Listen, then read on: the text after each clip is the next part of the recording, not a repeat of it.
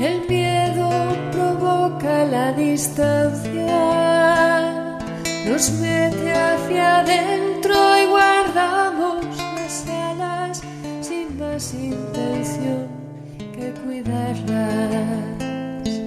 Volar sin miedo nos lanza a vivir y colmar esperanzas, nos lleva hacia otros y a sueños que alcanzan tan solo quien estrena sus alas.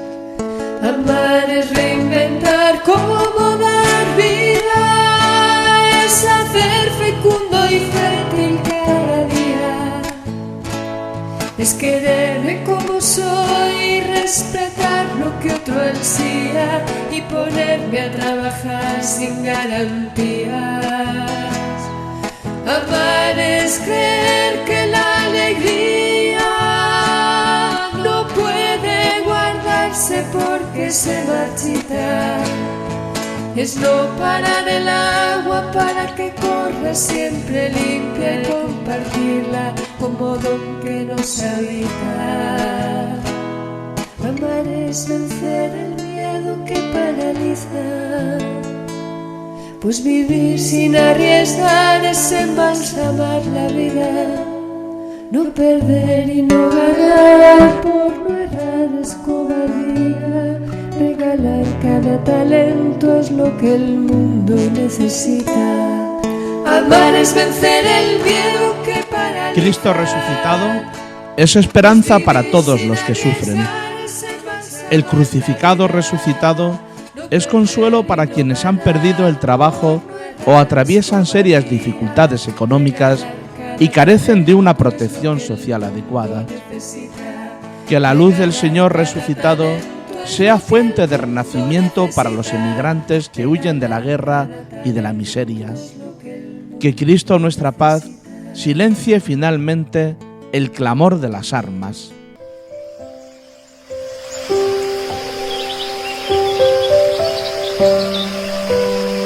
Buenos días a todos. Con estas palabras del Papa Francisco comienzo un domingo más el programa Tiempo para el Espíritu, en el que intento profundizar en el Evangelio que escuchamos en la Eucaristía Dominical desde unas claves de lectura que nos hagan comprender las llamadas que nos hace para vivir una espiritualidad más profundamente humana, que nos identifique con lo que Dios está haciendo en nosotros.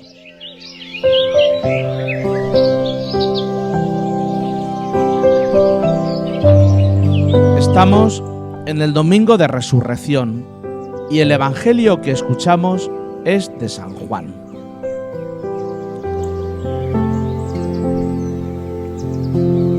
El primer día de la semana, María la Magdalena fue al sepulcro al amanecer, cuando aún estaba oscuro, y vio la losa quitada del sepulcro. Echó a correr y fue donde estaban Simón Pedro y el otro discípulo a quien Jesús amaba, y les dijo: «Se han llevado del sepulcro al Señor y no sabemos dónde lo han puesto». Salieron Pedro y el otro discípulo camino del sepulcro. Los dos corrían juntos, pero el otro discípulo corría más que Pedro. Se adelantó y llegó primero al sepulcro, e inclinándose vio los lienzos tendidos, pero no entró. Llegó también Simón Pedro detrás de él, y entró en el sepulcro. Vio los lienzos tendidos y el sudario con que le habían cubierto la cabeza, no con los lienzos, sino enrollado en un sitio aparte. Entonces entró también el otro discípulo, el que había llegado primero al sepulcro, vio y creyó, pues hasta entonces no habían entendido la Escritura, que él había de resucitar de entre los muertos.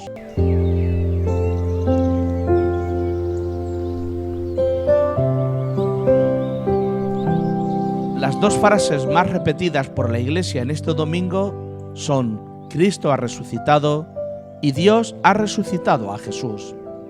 son las afirmaciones más frecuentes del Nuevo Testamento sobre este tema.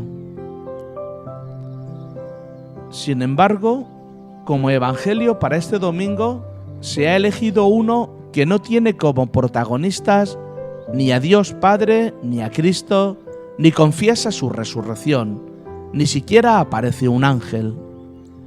Los tres protagonistas que aparecen son puramente humanos: María Magdalena, Simón Pedro y el discípulo amado. El relato que hemos escuchado se centra en las reacciones de estos personajes, que son muy distintas en cada uno. María reacciona de forma precipitada. Le basta ver que han quitado la losa del sepulcro para concluir, como haríamos cualquiera de nosotros, que alguien se ha llevado el cadáver. La resurrección no entra dentro de las posibilidades que nuestra mente pueda manejar.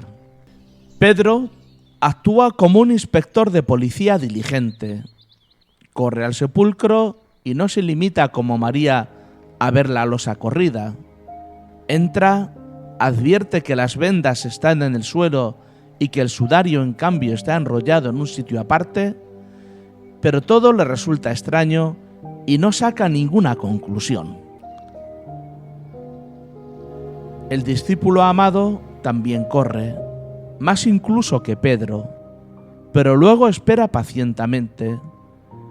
Ve lo mismo que Pedro, pero concluye que Jesús ha resucitado. Cree. ¿Qué le lleva a este discípulo a dar el salto en la comprensión de la realidad?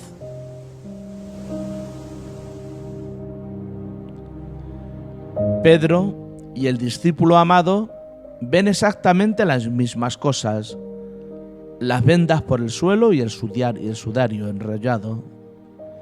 Pero solo el discípulo amado sabe ver la realidad más allá de la apariencia. Esta forma de ver, que equivale a comprender, requiere de entrada dos condiciones: no reducirse a la mente y mantener vivo el amor.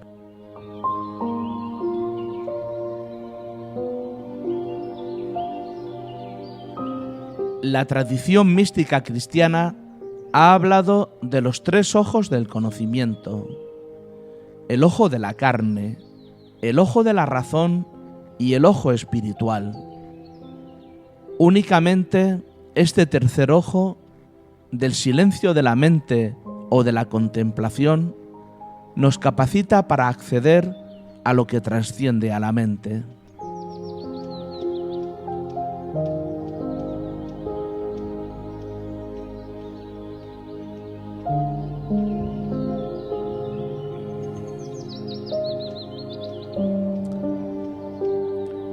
Haber sido expulsados del paraíso era exactamente eso: no percibir ya la presencia, carecer del órgano capaz de experimentar, de ver a Dios, al que es, al que está con.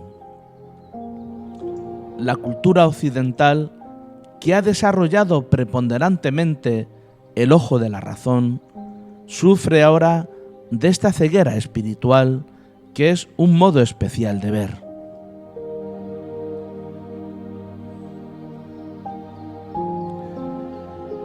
La mente es incapaz de entender ni de explicar lo que ocurre ahí, porque se pierde por completo fuera del mundo de los objetos. Pero justo ahí, donde la mente se pierde de manera irremediable, el amor aporta sabiduría. Si nos liberamos de la tiranía de la mente, comprobaremos que quien ama, ve, y quien ve, ama.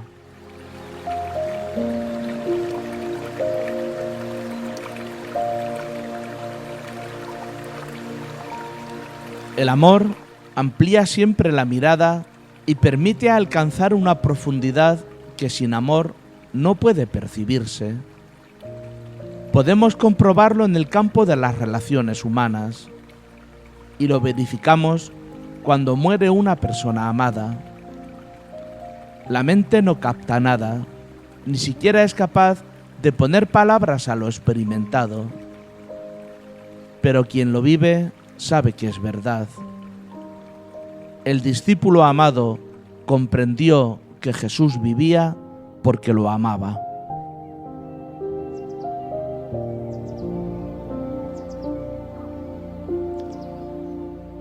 Por otro lado, en este día de Pascua debemos recordar a Pablo, que nos dice: si Cristo no ha resucitado, nuestra fe es vana. Aunque hay que hacer una pequeña aclaración. La afirmación condicional sí nos puede despistar y entender que Jesús podía no haber resucitado, lo cual no tiene sentido porque Jesús había alcanzado ya la vida antes de morir. Su vida es la misma vida de Dios, por lo tanto, la posibilidad de que no resucitara es absurda. Todo el esfuerzo de la predicación de Jesús consistió en hacer ver a sus seguidores la posibilidad de esa vida que se nos ha dado a todos.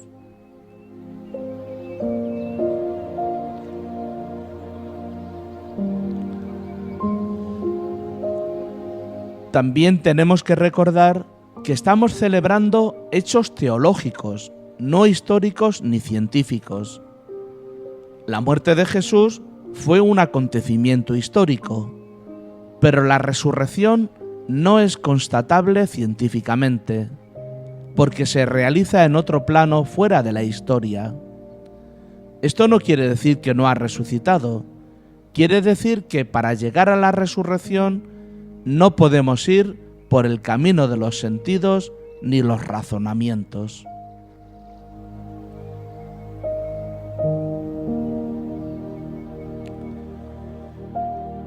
Nadie pudo ver, ni se puede demostrar con ninguna clase de argumentos, la resurrección de Jesús. Esto es la clave para salir del callejón en que nos encontramos por interpretar los textos de una manera literal. Ni siquiera la sábana santa puede ser usada como razonamiento para demostrar la resurrección de Jesús.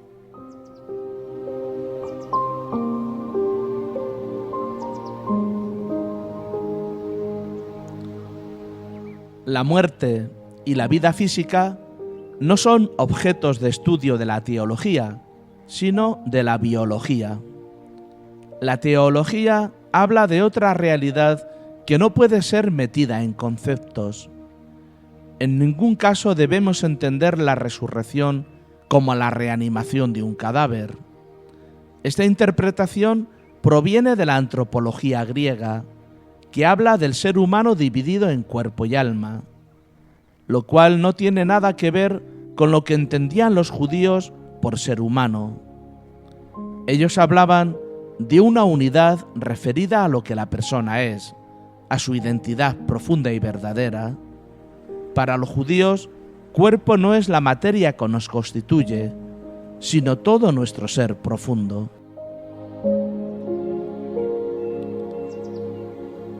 La reanimación de un cadáver, como cuando hablamos de la resurrección de Lázaro o la resurrección del hijo de la viuda de Naín, es el que la misma persona a la que se daba por muerta vuelve a la vida que tenía antes de morir. Pero la muerte real devuelve el cuerpo al mundo de la materia de manera irreversible.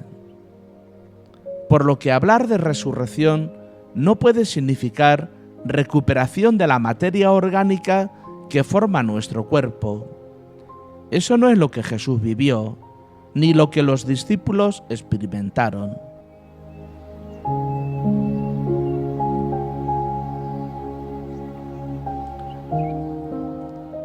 ¿Qué pasó entonces en Jesús después de su muerte?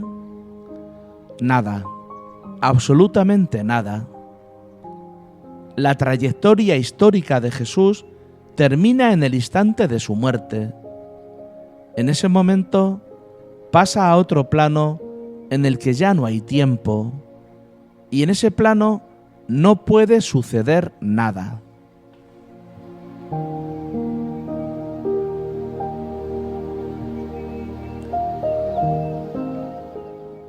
Donde sí sucedió algo importante que tenemos que comprender es en los apóstoles. Ellos no habían comprendido nada de lo que era Jesús, porque estaban pegados a lo terreno y esperando una salvación que potenciara su ser material e histórico. Solo después de la muerte del Maestro llegaron a la experiencia pascual. Descubrieron, no por razonamientos, sino por vivencia, que Jesús seguía vivo y que les comunicaba vida.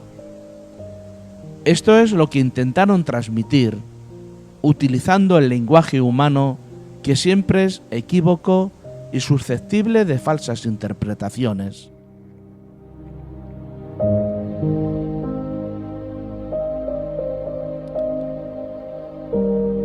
Todos estaríamos encantados de que se nos comunicara esa vida, la misma vida de Dios.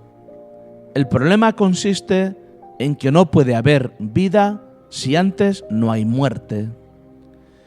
Pero no estamos dispuestos a aceptar este requisito de pasar por la muerte.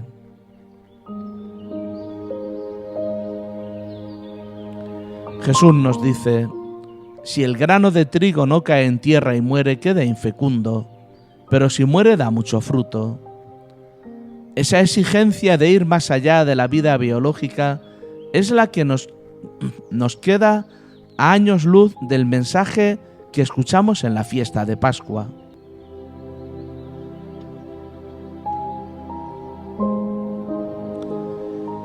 Celebrar la Pascua es descubrir la vida en nosotros y estar dispuestos a dar más valor a la vida que Jesús nos manifestó que a la vida biológica tan apreciada para nosotros. Pero no debo quedarme en la resurrección de Jesús como algo único e irrepetible, sino que debo descubrir que yo, todos nosotros, estamos llamados a esa misma vida.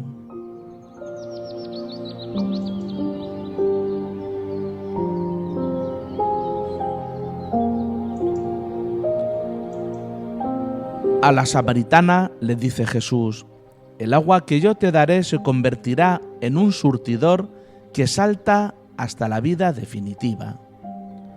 A Nicodemo le dice: hay que nacer de nuevo. Lo que nace de la carne es carne, lo que nace del espíritu es espíritu.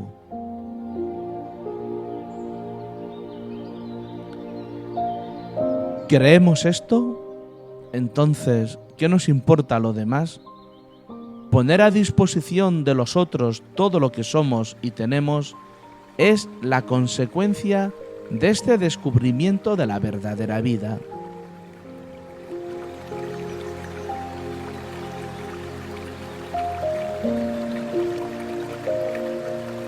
Cuando nos dejamos alcanzar y damos crédito a la resurrección de Jesús, comenzamos a entender la vida, a Dios y nuestra propia vida de una manera nueva.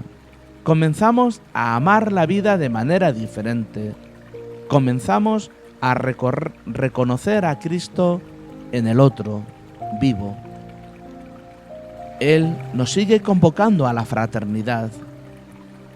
La resurrección nos descubre al Dios que pone vida y comunión donde nosotros ponemos muerte y división.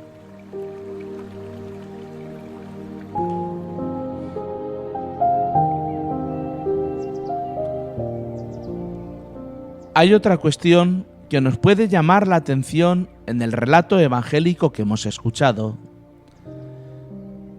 Hemos oído que el discípulo amado llega primero al sepulcro y después Pedro. Pero, ¿por qué espera el discípulo amado a Pedro para entrar? Es frecuente interpretar este hecho de la siguiente manera: el discípulo amado, sea Juan o quien fuera, fundó una comunidad cristiana bastante peculiar, que corría el peligro de considerarse superior a las demás iglesias y terminar separada de ellas. De hecho, el cuarto evangelio deja clara la enorme intuición religiosa del fundador, que es superior a la de Pedro y a la de los demás apóstoles. Le basta ver para creer, igual que más adelante, cuando Jesús se aparezca en el lago de Galilea, inmediatamente el discípulo amado sabe que es el Señor.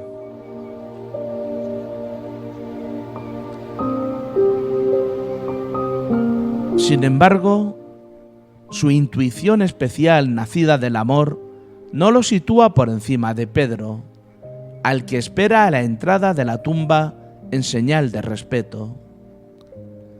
La comunidad del discípulo amado del cuarto evangelio, imitando a su fundador, debe sentirse unida a la Iglesia total de la que Pedro es responsable.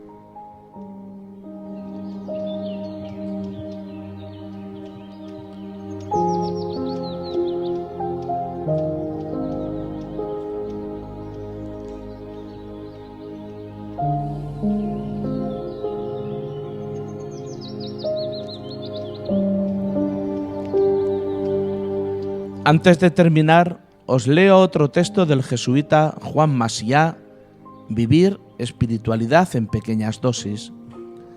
El de hoy se titula Hasta los buenos se salvan. Sí, hasta los buenos se salvan, también los pecadores, dice el maestro, para expresar su confianza en la voluntad salvífica universal de Dios. Ante esta afirmación podemos tener tres reacciones distintas. La de quienes se creen buenos se indignan contra el exceso de misericordia, porque de haber sabido que se iban a salvar, no se habrían esforzado por cumplir tantos mandamientos ni ser buenos. Segunda opción, la de quienes deciden aprovecharse y hacer el mal, ya que después saben que se salvarán. Y tercera opción, la de quienes admiran y agradecen la compasión, que acoge benévolamente incluso a quien es tan indigno como yo.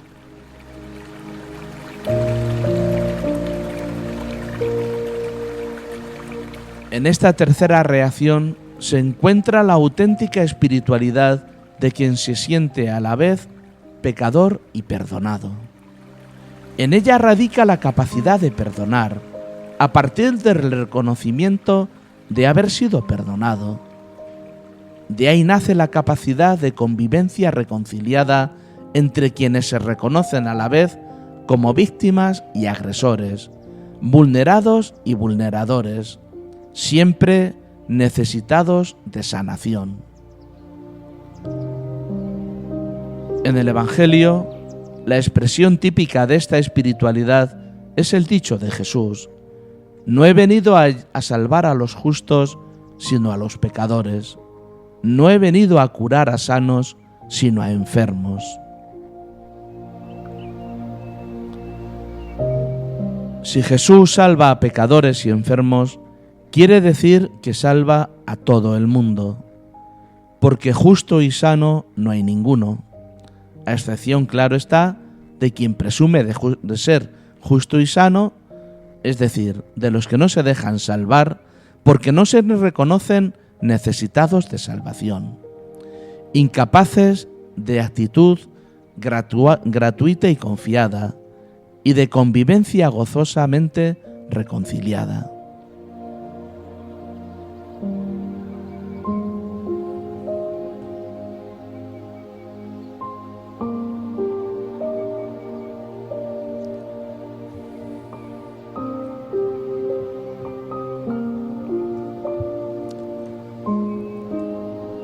Termino así el programa de hoy dando las gracias a José Antonio Vanegas, que está al control de sonido, y a todo el equipo de Eñe Radio que hace posible que se escuche en los distintos medios.